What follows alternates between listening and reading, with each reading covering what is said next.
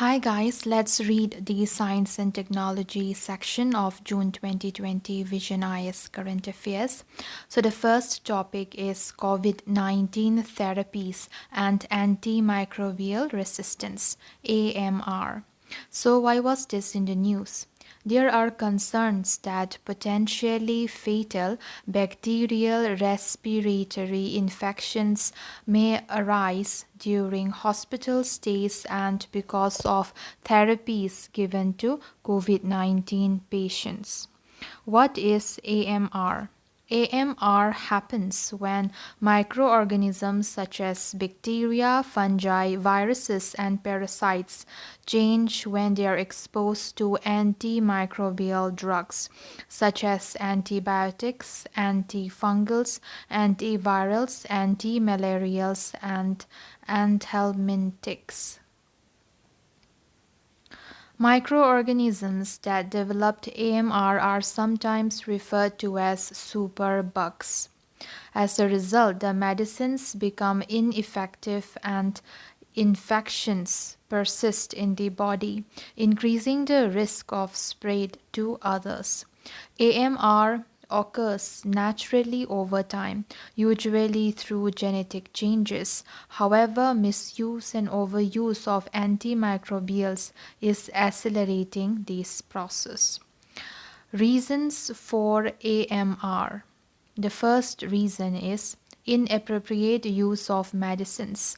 Overuse, underuse, and misuse of medicines drives development of drug resistance.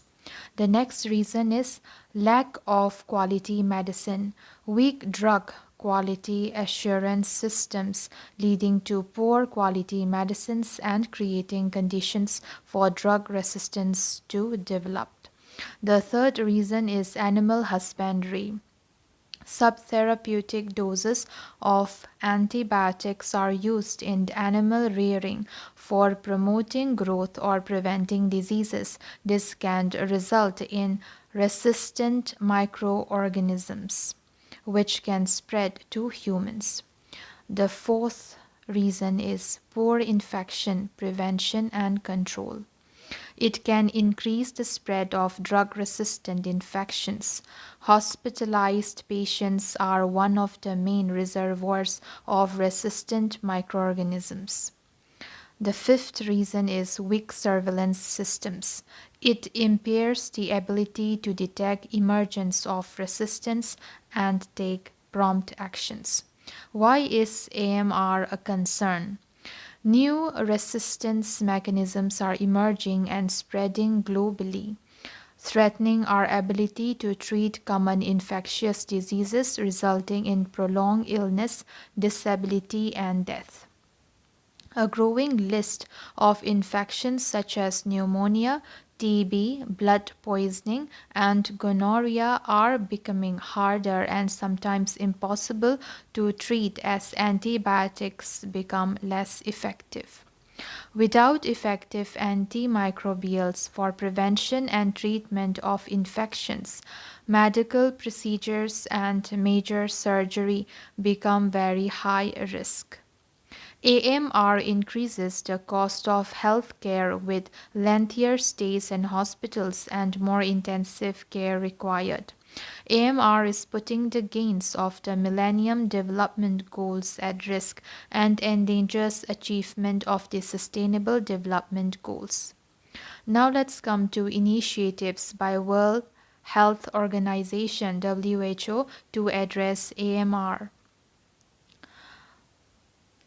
The first initiative would be Global Antimicrobial Resistance Surveillance System, GLASS.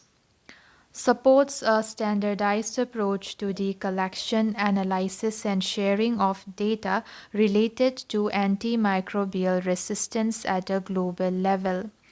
Aware tool aimed at guiding policymakers and health workers to use antibiotics safely and more effectively. It classifies antibiotics into three groups. The first one is access. Antibiotics used to treat the most common and serious infections. Watch. Antibiotics available at all times in the healthcare system.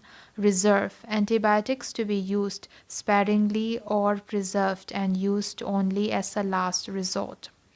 Global Antibiotic Research and Development Partnership GARDP encourages research and development through public private partnerships.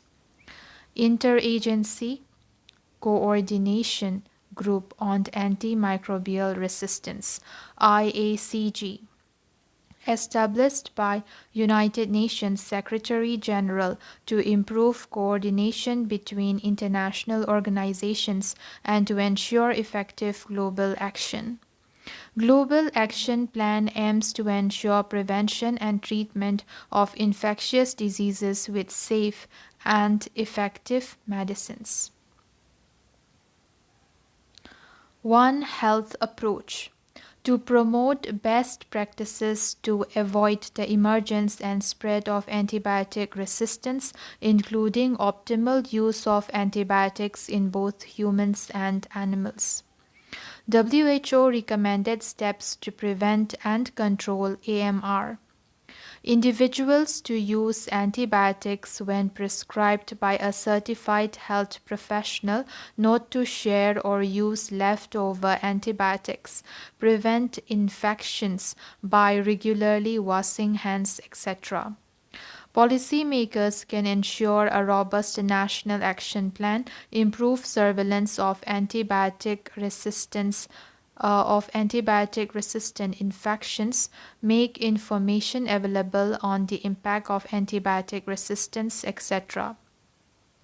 Healthcare industry can invest in research and development of new antibiotics, vaccines and diagnostics and other tools. Agriculture sector can vaccinate animals to reduce the need for antibiotic, improve biosecurity on farms, and prevent infections through improved hygiene and animal welfare, etc. AMR Situation in India. A study published by the Indian Council of Medical Research ICMR has found antibiotic resistant organisms in the digestive tracts of 2 out of every 3 healthy persons that is tested. It was based on analysis of stool samples of 207 individuals who had not taken any antibiotics for at least a month and did not suffer from any chronic illness.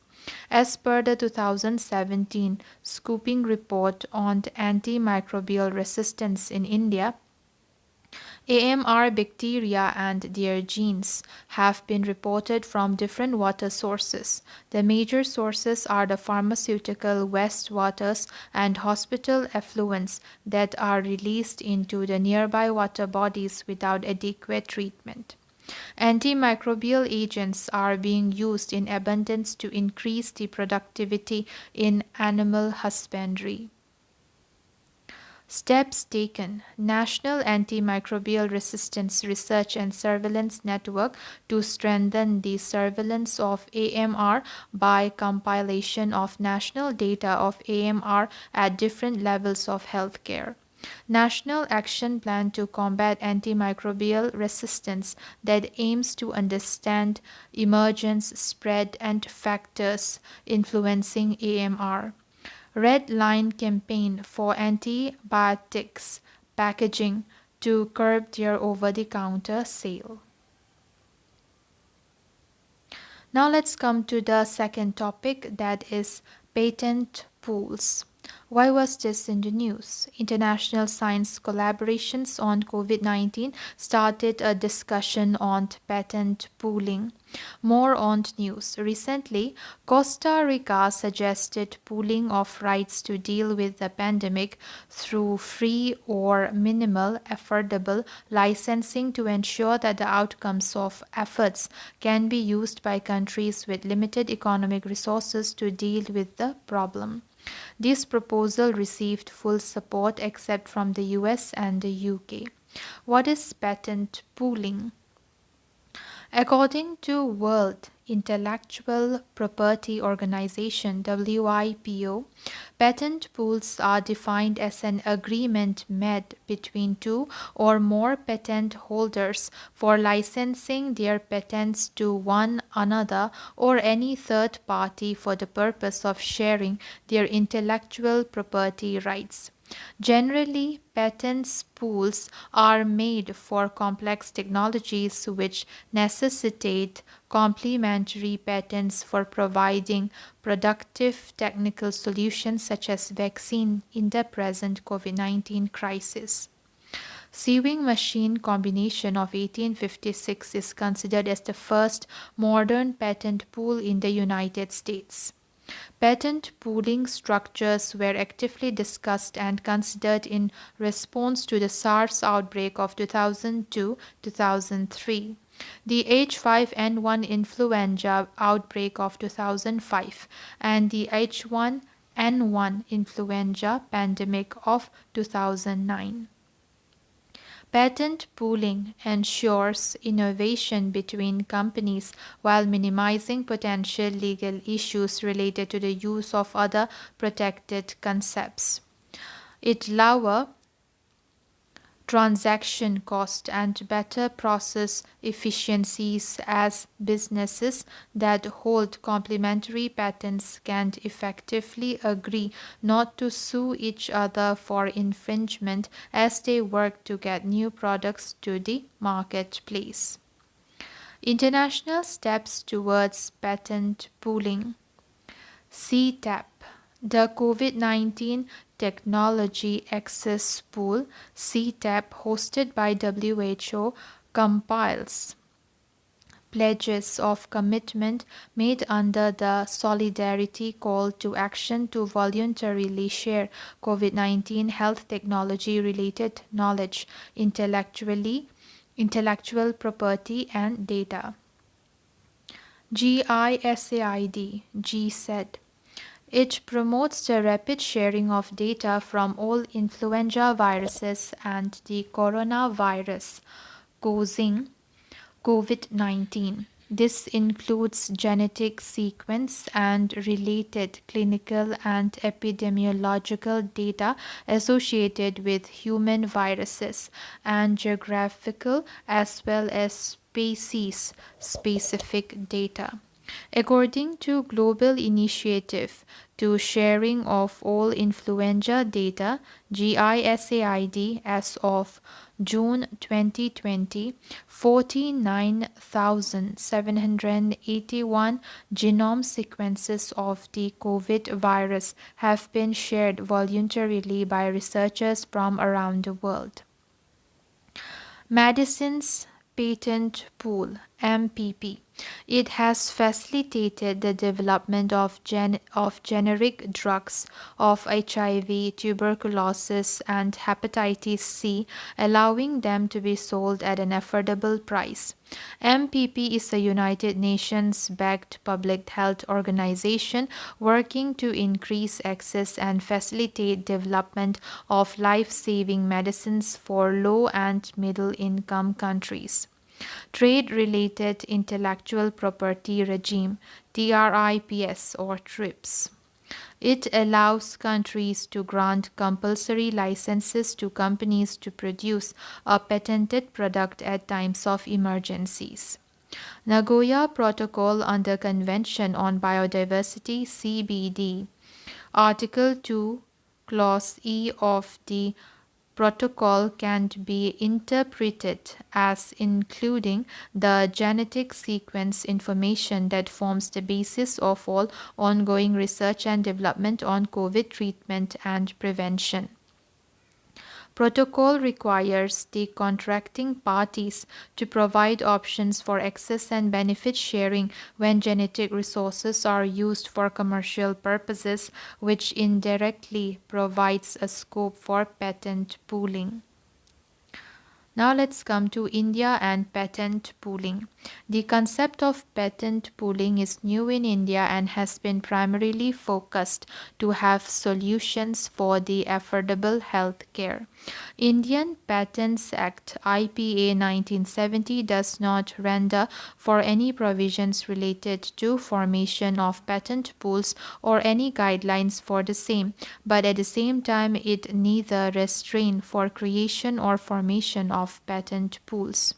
Under IPA, Indian Patents Act, central government can set a patent pool by acquiring inventions and patents which are required in the public interest. However, in India, patent pooling is viewed as restrictive practice by Competition Act 2002, which are anti-competitive in nature. Now let's come to the third topic, that is plasma bank. Why was this in the news? In a first in India, Delhi government has launched a plasma bank for treating COVID-19 patients. About plasma. Plasma is the liquid portion of blood, yellowish in color. About 55% of blood is plasma, and the remaining 45% are red blood cells, RBCs, white blood cells, WBCs, and platelets that are suspended in the plasma. Plasma serves four important functions in the body. The first one is it helps maintain blood pressure and volume. Second is supply critical proteins for blood clotting and immunity. Third point is it carries electrolytes such as sodium and potassium to our muscles. The fourth point is it helps to maintain a proper pH balance in the body, which supports cell function. Now let's come to plasma bank. The facility is to be set up at the Institute of Liver and Biliary Sciences (ILBS) and will be made available to government and private hospitals. Plasma bank functions like a blood bank and has been created specifically for those who are suffering from COVID-19 and have been advised for plasma therapy by doctors. Idea is to extract and store plasma from people who have recovered from COVID-19 and give it to someone suffering from the disease. Delhi has been using convalescent plasma therapy and experimental treatment that doctors are using for people with severe coronavirus disease, COVID-19. The bank was needed because patients were facing problems accessing blood plasma. It will, however, not be mandatory for patients to contact the bank for plasma therapy. Each plasma donation would be used to treat two patients. The bank collects 500 ml of plasma, depending on weight. For more details on convalescent plasma therapy, refer to March 2020 monthly current affairs. Now let's come to the fourth topic, that is India Tuberculosis Report 2020. Why was this in the news? Union Minister for Health and Family Welfare released the annual India Tuberculosis Report 2020 about tuberculosis. TB. TB is caused by bacteria, Mycobacterium tuberculosis, that most often affect the lungs. It spreads from person to person through cough, sneeze, or spit. It typically affects the lungs, pulmonary TB, but can also affect other organs, extrapulmonary TB, drug-resistant TB, multi-drug resistant TB (MDR). It is TB that does not respond to at least isoniazid and rifampicin, two of the most powerful first-line drugs. Extensively drug-resistant tuberculosis (XDR) TB. It is resistant to at least four of the core anti-TB drugs. It involves multi-drug resistance (MDR-TB). in addition to resistance to any of the fluoroquinolones such as levofloxacin or moxifloxacin, and to at least one of the three injectable second-line drugs, amikacin, capreomycin, or kanamycin. Totally drug-resistant tuberculosis, TDR-TB, TB which is resistant to all the first and second-line TB drugs. India being the country with highest TB burden, Global TB Report 2019, World Health Organization requires complete surveillance coverage to detect cases. Now let's come to key statistics in report. Number of cases, 2.4 million cases of tuberculosis, that is TB, were reported in 2019, 14% higher than last year, and 79,000 deaths. Reduction in number of missing cases to 2.9 lakh cases as against more than 10 lakhs in 2017. Missing cases refer to the gap between the estimated and notified incident cases. Provision of HIV testing for all notified TB patients increased from 67% in 2018 to 81% in 2019. Now let's come to treatment. Due to easy availability of molecular diagnostics, proportion of children diagnosed with TB increased to 8% in 2019 compared to 6% in 2018. Improvement in treatment success rate is 81% in 2019, 69% in 2018. More than 4.5 lakh DOT centers provide treatment covering almost every village across the country.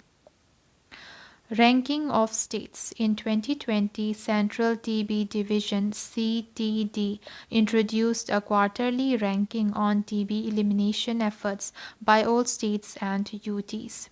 In the categories of larger states with more than 50 lakh population, Gujarat, Andhra Pradesh, and Himachal Pradesh were awarded as best performing states. In the category of smaller states with less than 50 lakh population, Tripura and Nagaland were awarded. In the category of union territories, Dadra and Nagar Haveli and Daman and Diu were chosen as the best performers. Now let's come to key initiatives and achievements. National Strategic Plan 2017-2025. It has completed 3 years of its implementation. Under this, India is committed to eliminate TB by 2025, 5 years ahead of Sustainable Development Goal 3 2030. Revised National Tuberculosis Control Program (RNTCP).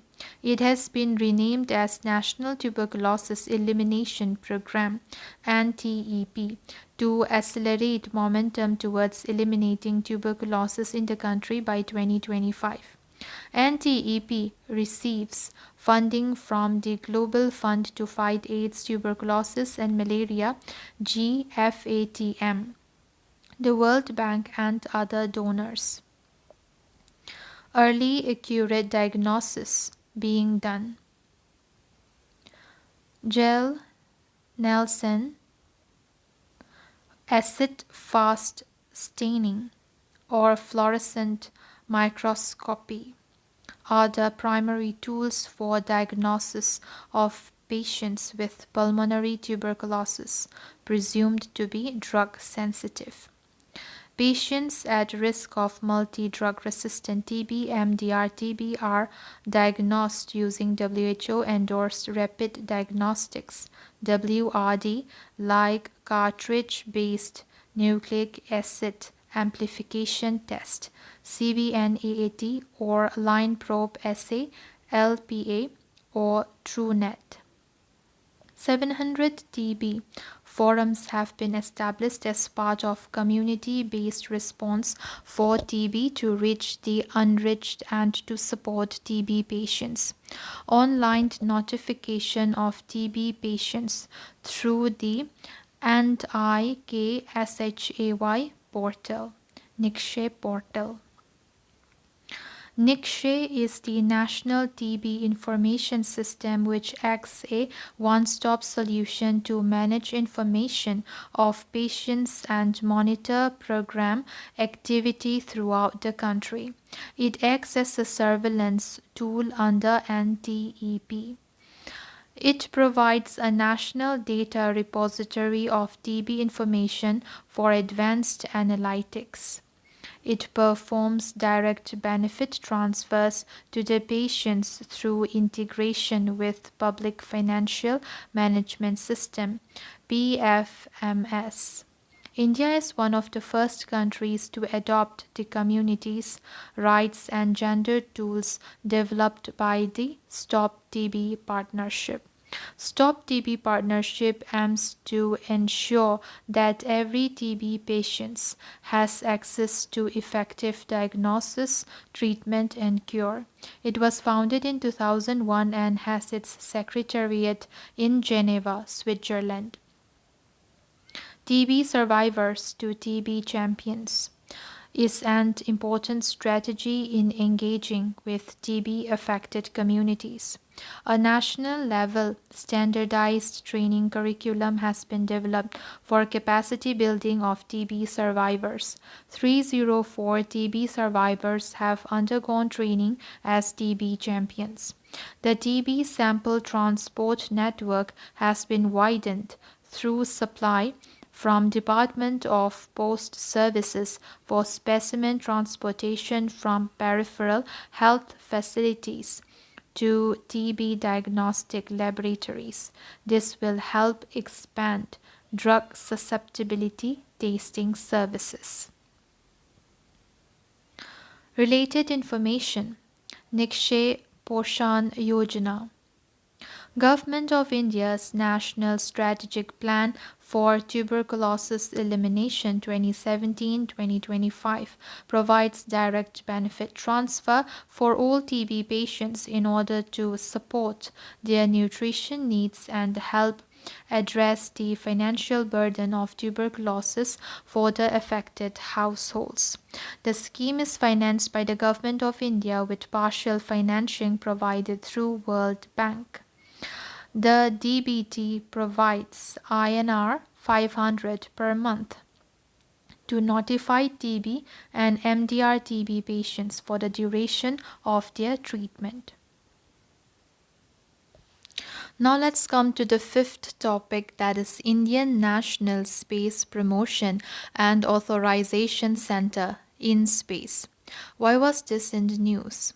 Government of India has created Indian National Space Promotion and Authorization Center in Space to boost private sector participation in entire range of space activities. New Space India Limited (NSIL). It is the commercial arm of ISRO with the primary responsibility of enabling Indian industries to take up high technology space related activities. It is a wholly owned Government of India company under the administrative control of Department of Space (DOS). NSIL does not replace Antrix, which still exists and has similar functions. Antrix was incorporated as a private limited company owned by Government of India 1992 in as a marketing arm of ISRO for promotion and commercial exploitation of space products, technical consultancy services, and transfer of technologies developed by ISRO. NSIL will work with InSpace and enable industry consortia to take on some of the activities of ISRO.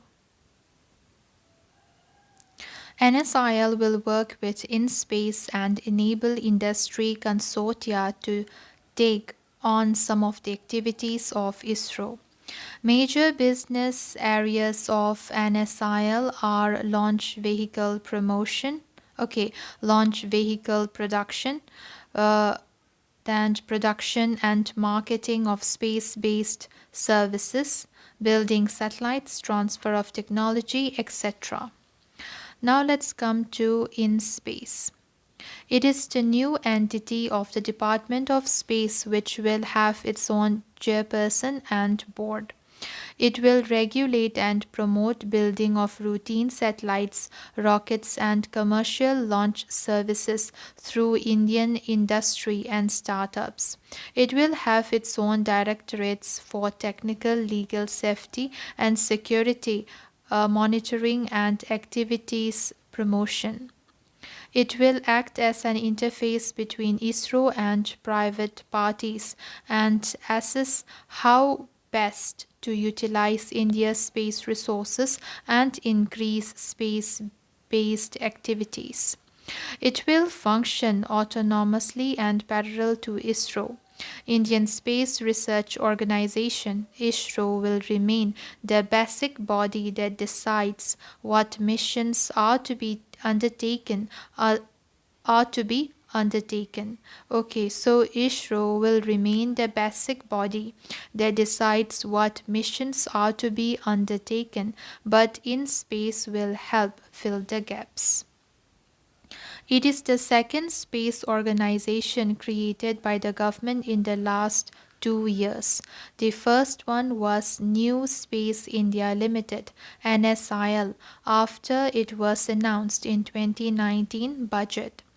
Key benefits of InSpace. It will provide a level playing field for private companies to use Indian space infrastructure. It will also handhold, promote, and guide the private industries in space activities through encouraging policies and a friendly regulatory environment. It will assess the needs and demands of private players, including educational and research institutions, and explore ways to accommodate these requirements in consultation with ISRO. It aims to empower private companies in creation of launch vehicles and launch pads with technological input and consultation from ISRO. It will allow it will allow ISRO to allocate more time and resources for R&D endeavors. It will also enhance the socio-economic use of space assets and activities, including through improved access to space assets, data, and facilities. For more details on participation of private sector in space activities, refer May 2020 Current Affairs magazine. Now let's come to the sixth topic, that is Joint Lunar Polar Exploration Mission. So it's a joint lunar polar exploration mission. So why was this in the news? Recently, details of Joint Lunar Polar Exploration Mission were released by Japan Aerospace Exploration Agency JAXA.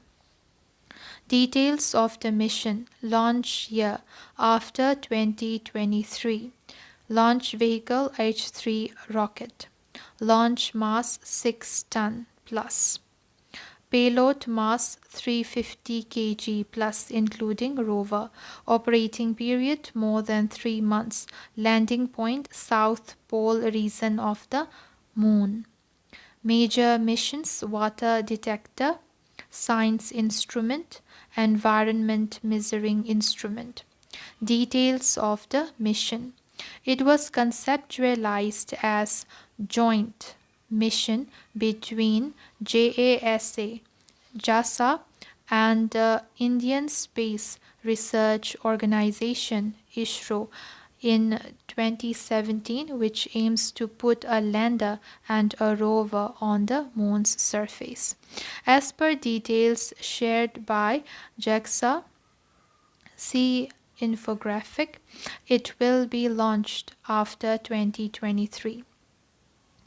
The mission would last for about 6 months and will target a constantly sunlit region near the moon's south pole. JAXA would be building the overall landing module and rover, and ISRO would develop lander system. Rover will conduct an observation of the areas where water may be presently distributed. If it detects hydrogen, the rover will then mine the surface to collect samples. Objectives of LEM: obtain actual data regarding quantity of water of areas where water is anticipated to exist. Understand distribution, conditions, form, and other parameters of lunar water resources at the moon's south pole. Improve technology needed to explore surface of low-gravity celestial bodies in order to support future lunar activities. Determine feasibility of utilizing such resources for sustainable space exploration activities in future. Why Moon's south pole is special. Its craters have been untouched by sunlight for billions of years, offering an undisturbed record of the solar system's origin. Its permanently shadowed craters are estimated to hold nearly 100 million tons of water. Its elemental and positional advantages make it a suitable pit stop for future space exploration. It has traces of hydrogen, ammonia, methane, sodium, mercury, and silver, making it an untapped source of essential resources. Now let's come to the seventh topic, that is quantum key distribution. So, why was this in the news? Recently, a satellite based communication between two ground stations was activated by entangled based quantum key distribution QKD. More on news. The communication between two stations more than 1,120 kilometers apart was activated by QKD. This was achieved by MISIUS, also known as the Quantum Experiments at Space Scale, world's first quantum-enabled satellite. MISIUS was launched by China in 2016. Now let's come to eavesdroppers thwarted. Quantum key distribution allows users. So, quantum key distribution allows users to agree on the way of transmitting their data without the worry that someone is listening in. Sender instructs satellite to generate two entangled photons of particular quantum states. Photons are beamed to both ground stations. Sender and receiver compare the quantum states of the photons to check if they have been intercepted. If not, they use the photons to create a code to encrypt the data. Encrypted data can then be sent securely via conventional means. So the first one, satellite number 2, these are the photons, I think. Then this will be the receivers 3. And 4, this is the data. Okay, the first point, that is the sender, instructs satellite to generate two entangled photons to particular quantum states. Then the second point, 2, it would be the photons are beamed to both ground stations. And for the 3, sender, the first one is the sender and the second is the receiver. So the sender and the receiver, they will compare the quantum states of the photons to check if they have been intercepted. If not, they use the quantums to create a code to encrypt the data. Then we have the fourth one, it would be encrypted data can then be sent securely via conventional means. About quantum key distribution.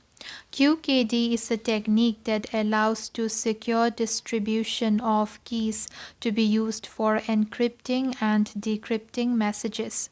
In traditional cryptography. So, in traditional cryptography, the security is usually based on the fact that an adversary is unable to solve a certain mathematical problem. In QKD, security is achieved through the laws of quantum physics. Two such most important laws are superposition and entanglement. The first one, that is superposition, means that such quantum bit, basic unit of information in a quantum computer, can represent both a 0 and a 1 at the same time. In quantum entanglement, subatomic particles become entangled, that is linked, in such a way that any change in one disturbs the other even if both are at opposite ends of the universe. Okay. So in quantum entanglement, subatomic particles become entangled, that is linked, in such a way that any change in one disturbs the other even if both are at opposite ends of the universe. Quantum satellite serves as source of pairs of entangled photons, twinned light particles, whose properties remain intertwined no matter how far apart they are. Now let's come to quantum technology. Quantum technology seeks to harness laws of quantum physics, which describe the behavior of matter and energy at the atomic and subatomic level.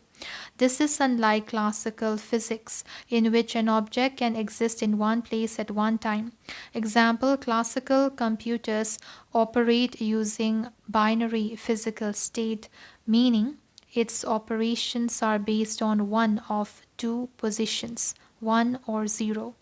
Quantum principles will be used for engineering solutions to extremely complex problems in computing, communications, sensing, chemistry, cryptography, images, and mechanics. Some applications of quantum technology are quantum computing, quantum metrology. Now let's come to quantum computing. With potential applications in precise navigation for defense and civilian applications, accelerated drug development by accurate chemical simulations, etc. Quantum metrology to provide more capable means of detecting stealth aircraft, submarines, and also mineral exploration and water resource management, etc. Related term, quantum supremacy. It's the point at which a quantum computer can complete a mathematical calculation that is beyond the reach of even the most powerful supercomputer. Okay, now let's come to quantum supremacy. It's the point at which a quantum computer can complete a mathematical calculation which is beyond the reach of even the most powerful supercomputer. Recently, Sycamore, Google's quantum computer, took 200 seconds to perform a calculation that the world's fastest supercomputer, Summit, would have taken 10,000 years to accomplish. So they could complete in 200 seconds. Sycamore, it's Google's quantum computer. Now let's come to the eighth topic, that is fifth state of matter. Why in news? NASA scientists recently observed the fifth state of matter in space for the first time as part of Bose-Einstein Condensers (BEC) experiments aboard the International Space Station (ISS). About fifth state of matter. The existence of Bose-Einstein condensate, also known as the fifth state of matter, was predicted by Albert Einstein and Indian mathematician Satyendra Nath Bose in the early 1920s. Solids, liquids, gases, and plasma are the other four states of matter. So now we have five states of matter. They are solid, liquid, gas, plasma, and Bose-Einstein condensates. Bose-Einstein condensates. BEC is a supercooled gas that no longer behaves as individual atoms and particles but rather an entity in a single quantum state. BECs are formed when atoms of certain elements are cooled to near absolute zero, that is 0 Kelvin minus 273.15 Celsius. When they reach that temperature, the atoms become a single entity with quantum properties, wherein each particle also functions as a wave of matter. BECs, Bose-Einstein condensates, are extremely fragile, and the lightest interaction with the external world is enough to warm them past their condensation threshold. This makes it nearly impossible for scientists to study them on Earth, where gravity interferes with the magnetic fields required to hold them in space for observation. BEC experiments will help in number 1 test for general relativity, number 2 searches for dark energy and gravitational waves, number 3 spacecraft navigation, number 4 quantum mechanics on a macroscopic level, number 5 prospecting for subsurface minerals on the moon and other planetary bodies.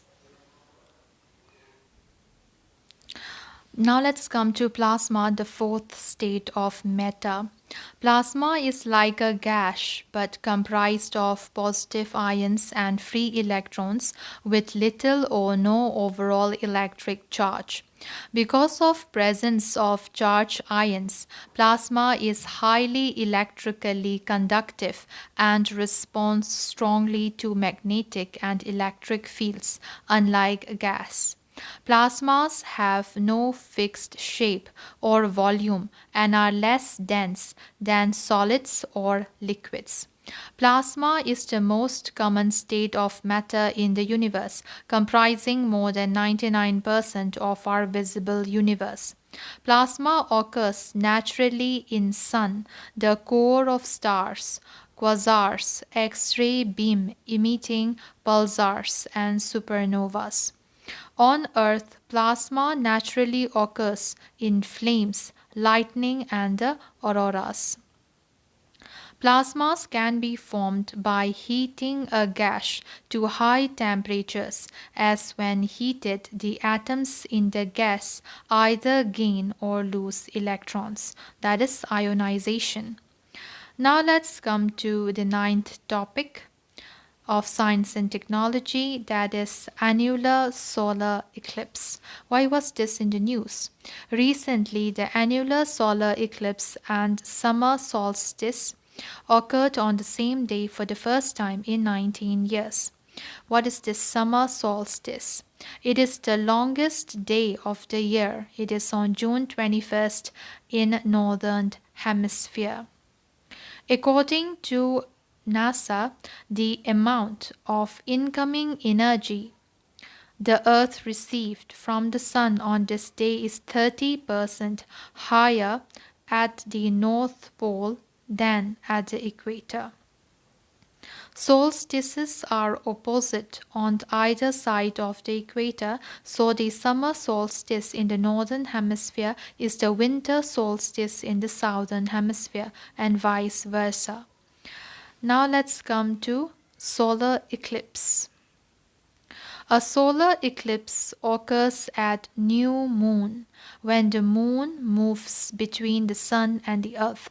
So solar eclipse will occur at new moon, that is when the moon is going to be in between the sun and the earth.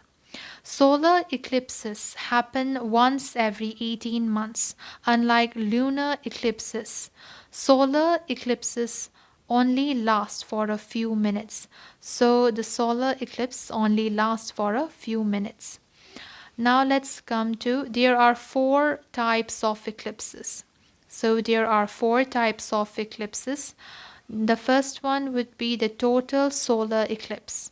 Then we have the partial solar eclipse. Then we have annular solar eclipse. Then we have the last one as the hybrid eclipse. So now let's first learn what is this total solar eclipse. Total solar eclipses are rare at any particular location because totality exists only along a narrow path on the Earth's surface, traced by the moon's full shadow or umbra. It happens when it is new moon. The moon is near perigee, the closest point of the moon from Earth.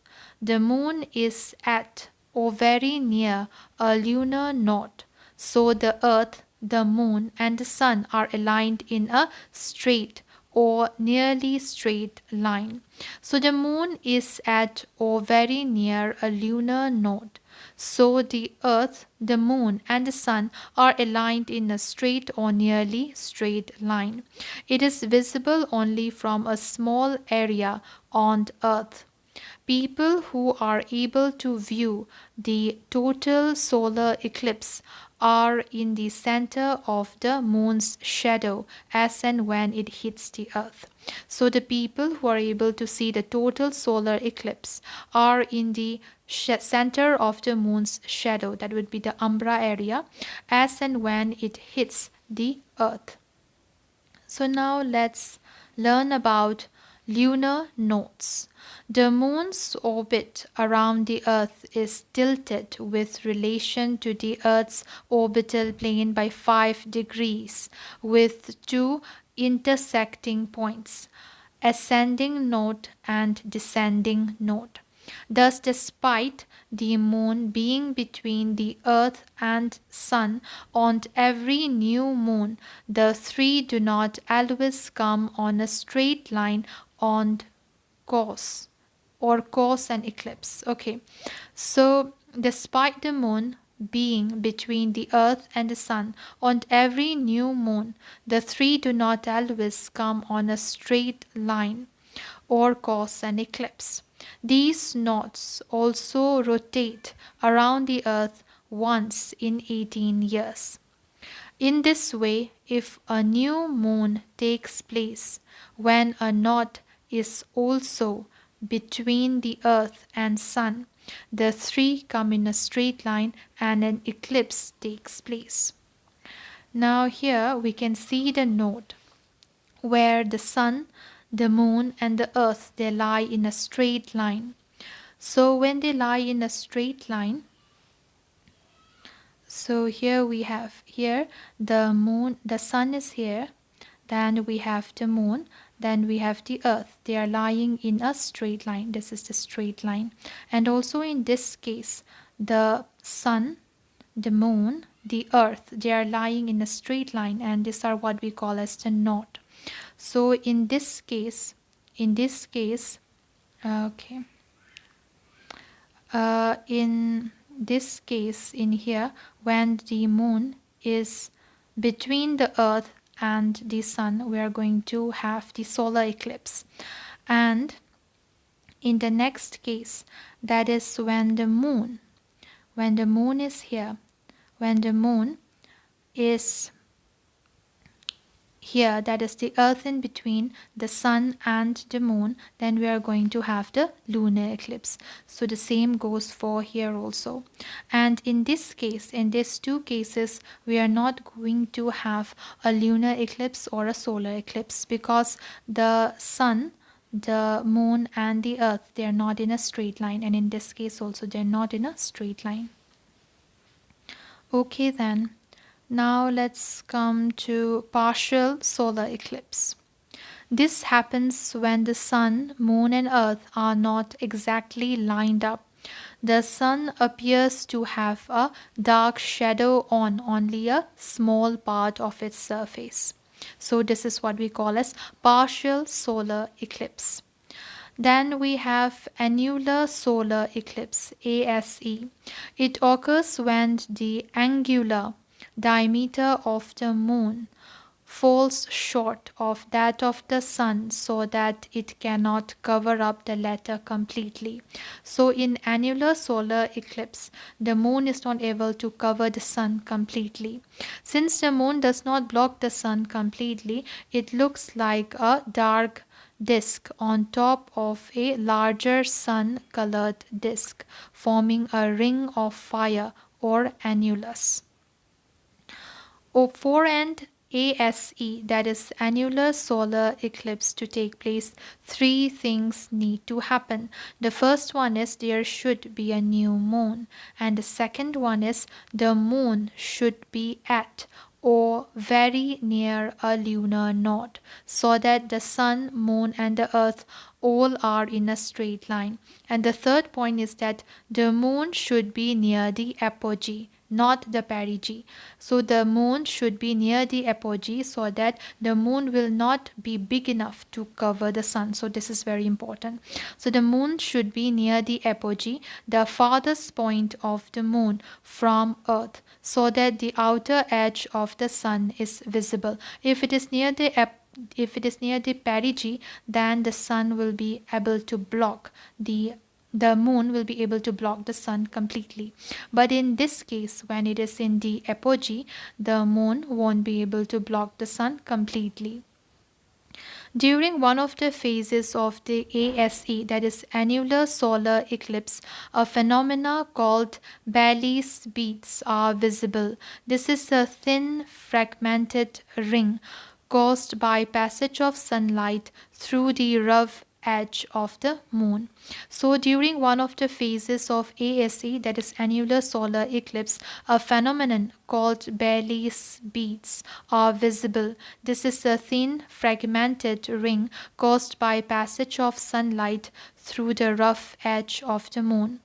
This is the only time when one can find two shadows or everything in all the sides under the sunlight, because the light source during annularity is a giant illuminating ring.